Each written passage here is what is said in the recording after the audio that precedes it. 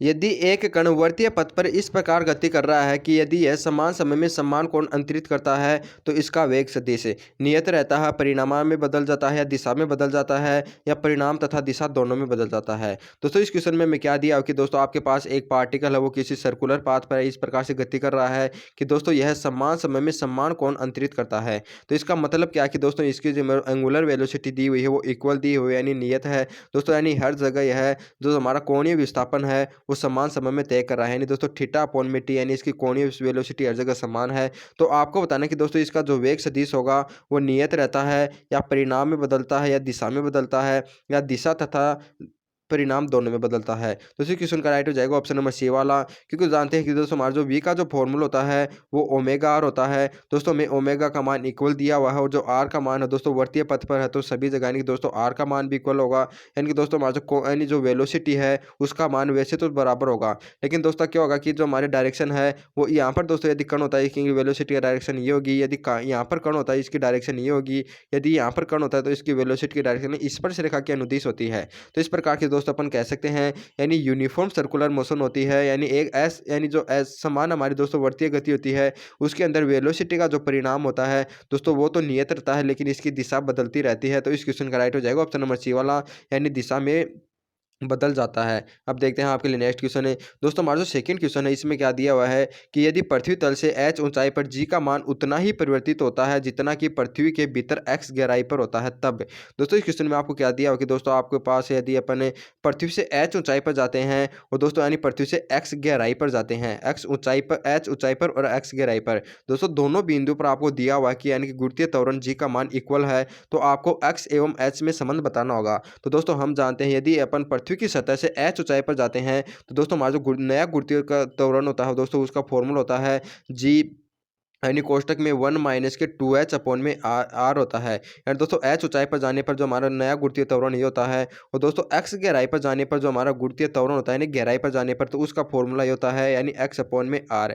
तो दोस्तों यहाँ पर हमें क्या दिया कि h ऊंचाई पर और x गहराई पर, यानी h ऊंचाई पर और x गहराई पर दोस्तों गुरुत्वीय त्वरण के मान इक्वल हैं। यदि दोस्तों इन दोनों के मान इक्वल हैं तो इन दोनों के मान भी इक्वल होंगे। दोस्तों इन दोनों के मान को इक्वल करने के लिए दोस्तों हमारा जो x एवं h है यानी दोस्तों दोनों को इक्वल होना पड़ेगा, यानी 2h is equal to x होना पड़ेगा। तो यहाँ से दोस्तों h एवं x में हमारा संबंध निकल कर आ जाता है, यानी जो x इज इक्वल टू होता है वो कितना होता है 2h। तो इस क्वेश्चन का राइट हो जाएगा ऑप्शन नंबर बी वाला। दोस्तों क्वेश्चन बहुत ही इंपॉर्टेंट है, ये आपके एग्जाम में बार बार पूछे जाते हैं। ये क्वेश्चन दोस्तों मैं आपको पहले भी हमारे जो फिजिक्स की चैप्टर वाइज यानी सीरीज है यानी चैप्टर वाइज MCQ वाली उसके अंदर करवा चुका हूँ, फिर से दोस्तों आपके रिविजन के लिए मैं आपको क्वेश्चन करवा रहा हूँ। अब देखते हैं आपके लिए तीसरा क्वेश्चन है। हमारा जो तीसरा क्वेश्चन है इसमें क्या दिया हुआ है कि एक गतिशील कण के किसी समय t पर निर्देशांक x is equal to a t square तथा y is equal to b t square है तो किसी क्षण पर कण की चाल होगी। यानी दोस्तों में क्या दिया हुआ है कि कोई भी हमारे दोस्तों कोई पार्टिकल है उसका t समय पर आपको जो निर्देशांक दिए हुए हैं वो ए टी स्क्वायर और बी टी स्क्वायर दिए हुए हैं। दोस्तों आपको इसकी वेलोसिटी पूछी गई है कितनी होगी। तो दोस्तों इसकी वेलोसिटी निकालने के लिए दोस्तों सबसे पहले अपन x के सापेक्ष इसकी वेलोसिटी निकाल लेंगे, फिर y एक्स के सापेक्ष वेलोसिटी निकाल लेंगे, फिर उसके बाद में परिणामी वेलोसिटी अपन निकाल लेंगे। तो दोस्तों x के अनुदिश यदि अपन इसकी वेलोसिटी निकालेंगे तो दोस्तों हमारा जो x के निर्देशांक है उसके t के सापेक्ष अपन अवकलन करेंगे तो ए टी स्क्वायर का दोस्तों अपन t के सापेक्ष अवकलन करते हैं तो हमें 280 प्राप्त हो जाएगा। उसी प्रकार से दोस्तों vx का मान निकालेंगे, वो हमारा कितना हो जाएगा dy अपॉन में dt होता है, यानी दोस्तों यहाँ पर विस्थापन है ये समय विस्थापन बटे समय हमारी वेलोसिटी होती है, तो ये हमारा vy का मान निकल कर आया हो जाएगा हमारा 2bt। तो यहाँ से दोस्तों अपन वेलोसिटी का मान निकालेंगे, यानी दोस्तों vx और vy दोनों परपेंडिकुलर हैं तो दोस्तों हमारा जो परिणामी वेलोसिटी हो जाएगी वो कितनी हो जाएगी vx की स्क्वायर प्लस vy की स्क्वायर। तो दोस्तों यहाँ पर इसको अगर अपन सोल्व करेंगे तो इसका स्क्वायर करेंगे तो दोस्तों हमारा कितना हो जाएगा, इसका स्क्वायर हो जाएगा 4a स्क्वायर टी स्क्वायर और माइन यानी प्लस का कर देंगे दोस्तों अपन 4b स्क्वायर और टी स्क्वायर और इसका कर देंगे अपन रूट। तो दोस्तों यहाँ से अपन 4t स्क्वायर कॉमन लेंगे और उसको बाहर लेकर के आएंगे दोस्तों वो हमारा 2t निकल जाएगा और कोष्टक में हमारा a स्क्वायर के प्लस b स्क्वायर बढ़ जाएगा। दोस्तों इस प्रकार से जो वेलोसिटी का मान हमारा निकल कर आ जाएगा वो जाएगा ऑप्शन नंबर डी वाला।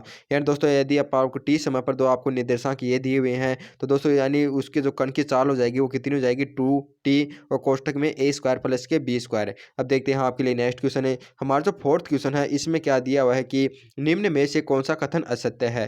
दोस्तों आपको 4 स्टेटमेंट दिए हुए हैं, तो आपको बताना कि ऐसा कौन सा स्टेटमेंट है जो आपको रॉन्ग दिया हुआ है। दोस्तों पहला स्टेटमेंट क्या है कि हमारा कि दोस्तों हमारे जो यदि कोई भी दो सतह हैं उसके मध्य यानी दोस्तों जो सतह है ये दोनों खुरदरी हो तो हमारा घर्षण गुणांक का मान अधिक होता है। दोस्तों बिल्कुल सही है। यानी ये दो सतह हैं दोस्तों, जितनी अधिक खुरदरी होंगी घर्षण गुणांक का मान उतना ही अधिक होता है। दोस्तों दूसरा स्टेटमेंट में क्या दिया हुआ है कि किसी भी वस्तु पर अपन यदि फोर्स लगाते हैं तो घर्षण गुणांक यानी जो घर्षण बल होता है वो हमेशा लगाए गए बल के विपरीत दिशा में लगता है। दोस्तों बिल्कुल सही है। यानी किसी भी वस्तु पर यदि अपन फोर्स लगाते हैं दोस्तों उसके कारण जो घर्षण बल उत्पन्न होता है वो लगाए गए बल के विपरीत डायरेक्शन में होता है। और तीसरा ऑप्शन दोस्तों आपको क्या दिया हुआ है कि दोस्तों हमारा जो बेलन घर्षण या जो हमारा लोटनी घर्षण है वो सर्पी घर्षण से अधिक होता है। दोस्तों ये स्टेटमेंट आपको रॉन्ग दिया हुआ है, ये कथन आपको रॉन्ग दिया हुआ है, क्योंकि दोस्तों हमेशा याद रखना जो हमारा लोटनी घर्षण होता है वो हमेशा सर्पी घर्षण से कम होता है।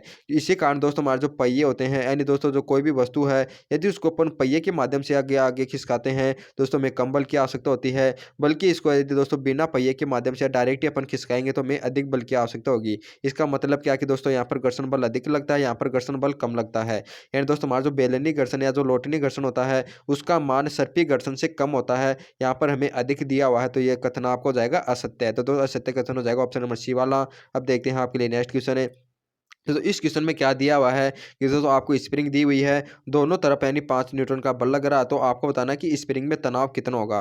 दोस्तों इस क्वेश्चन का राइट हो जाएगा ऑप्शन नंबर सी वाला। यानी दोस्तों स्प्रिंग में तनाव 5 न्यूटन का ही होगा, क्योंकि दोस्तों यदि इस पर एक ही डायरेक्शन में यदि अपन यानी 5 न्यूटन का यदि फोर्स लगाते तो दोस्तों ये जो स्प्रिंग है यदि अपन इसको 5 न्यूटन से इधर खींच रहे हैं तो दोस्तों ये साथ साथ चली जाएगी और इसमें तनाव शून्य होगा। दोस्तों तनाव उतना ही होगा जब यानी दोस्तों जो समान यानी दोनों दिशाओं में यानी समान फोर्स कार्य करे दोस्तों तभी हमारे स्प्रिंग में तनाव उत्पन्न होगा। तो दोनों दिशाओं में 5 न्यूटन का लग रहा है, तो दोस्तों स्प्रिंग में जो तनाव हो जाएगा वो कितना हो जाएगा 5 न्यूटन का ही होगा। तो इस क्वेश्चन का राइट हो जाएगा ऑप्शन नंबर सी वाला। यदि दोस्तों अपन इसको एक ही डायरेक्शन में लगाते हैं तो दोस्तों इसमें तनाव भी उत्पन्न नहीं होगा, क्योंकि ये तो साथ साथ यानी खिंचती चली जाएगी आगे। तो इस प्रकार से इस क्वेश्चन का राइट हो जाएगा ऑप्शन नंबर सी वाला।